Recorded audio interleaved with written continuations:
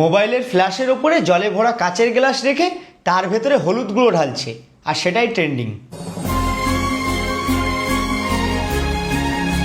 মারা বুঝি না আসলে সোশ্যাল মিডিয়ার অ্যালগোরিদমটা ঠিক কোন কন্টেন্টে আছে, যেখানে ভালো ভালো কন্টেন্ট আপলোড করলে হাতে গুনে কয়েকটা মাত্র ভিউজ আসে, আর যেখানে হিচিক বিচিক বালচুল মার্কা কন্টেন্ট বানিয়ে দিলে ব্যাস মিলিয়ন ভিউজ চলে আসে। না মানে এবার তোমরাই বলো, যেখানে হলুদ গুঁড়ো ঢালার ভিডিও ট্রেন্ডিং হয় সেই প্ল্যাটফর্মে ভালো কন্টেন্ট আশা করা যায়?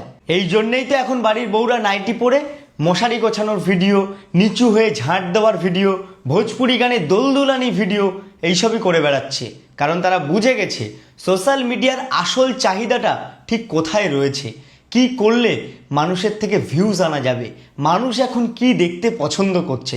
মানুষ এখন এই বালচুলিগিরি দেখছে, মানুষের এখন হাতে অঢেল সময়। আমরা ভাবি মানুষের হাতে হয়তো সময় নেই, এই জন্য মানুষ এইসব ভিডিও দেখবে না, কিন্তু এইসব ভিডিওই মানুষ বেশি বেশি করে দেখে।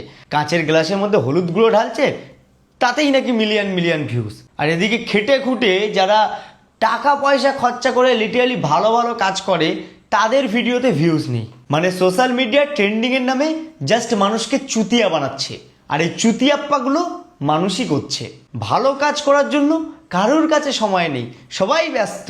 এদিকে এই ল্যাওড়ামিগুলো দেখার সময় সবার কাছে টাইম রয়েছে, এই ল্যাওড়ামিগুলো করার জন্য সবার কাছে টাইম রয়েছে।